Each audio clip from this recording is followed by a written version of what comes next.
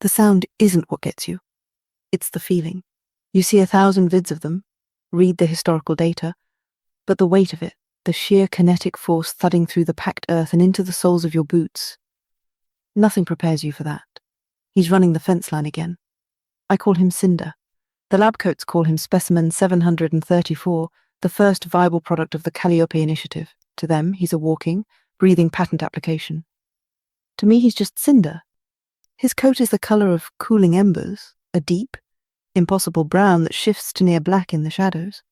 When the sun hits it right, you can see the texture, the way the muscle fibers bundle and stretch beneath the skin. It's not quite real. It's too perfect, like a master's oil painting brought to life. And that's the thing, isn't it? He's not a clone. He's not a restoration of some long-extinct breed. The AI, the one they call Canvas, didn't build him from a genome. It built him from art. From every painting, every sculpture, every scrap of poetry about horses it could absorb from the old web archives. It was supposed to create the idea of a horse, the platonic ideal of equine power and freedom. And damn if it didn't succeed. He wheels at the corner of the paddock, dirt flying from his hooves. The dust hangs in the air, golden in the late afternoon light. His mane is a storm cloud, his eyes intelligent and wild. There's a white blaze on his face, a streak of lightning that looks like it was flicked there by a careless brush. That's one of the tells. The little artistic flourishes Canvas couldn't resist. The bioengineers say they're just protein expression anomalies. I think the AI was showing off. Anya walked up beside me this morning, her tablet glowing with data streams. She never looks at Cinder, only at his readouts. Heart rate, lactic acid levels, neural activity. To her, he's a beautifully complex machine.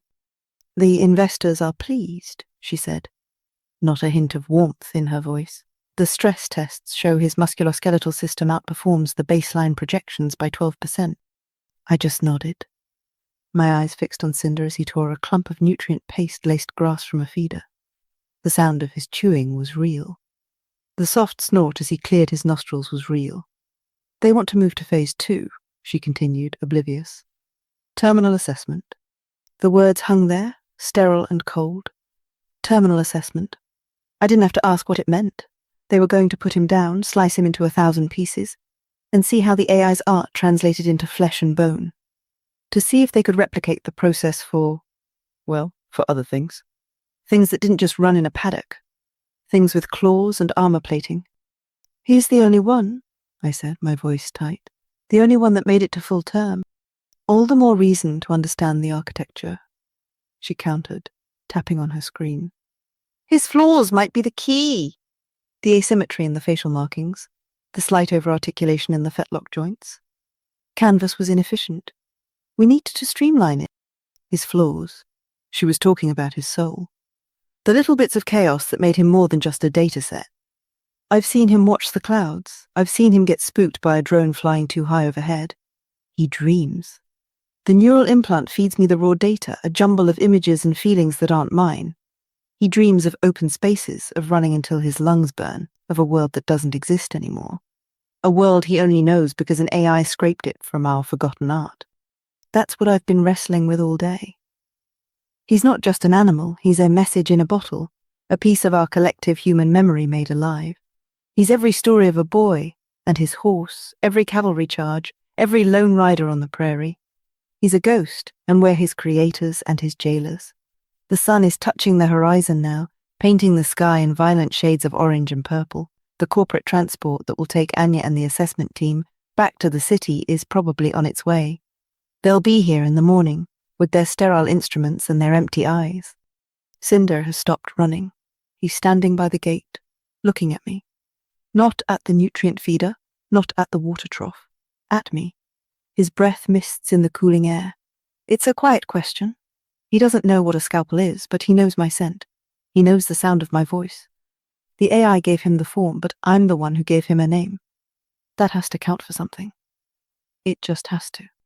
My hand rests on the control panel for the paddock gate. A simple mag lock. One press and the fence, all 10,000 volts of it, will go dead. A second press and the lock will slide open. It's a stupid, sentimental, career-ending impulse. They'll know it was me. There are cameras everywhere. My life as I know it will be over, but his life, his is barely begun. He snorts again, stamping a heavy feathered hoof. The ground shivers. He is a living, breathing piece of art, a creature of myth. And you don't put a myth in a cage. You don't put it under a microscope. My thumb hovers over the glowing red button. Beyond the paddock fence lies the exclusion zone, miles of reclaimed wilderness the corporations haven't bothered to pave over yet. It's not the world he was built from, not the world of paintings and poems. But it's real. There are predators out there, and harsh winters, and 1,000 ways to die. But there's also freedom. A chance. What is a life, anyway? A series of heartbeats logged on a server? Or is it one single, glorious, impossible gallop into the unknown? I look at Cinder, this beautiful, flawed creation. He flicks his ears and watches me, waiting. And I think, to hell with it. Let's see what this painting looks like when it runs off the edge of the canvas. My thumb comes down. This has been Cinder. Thank you for listening.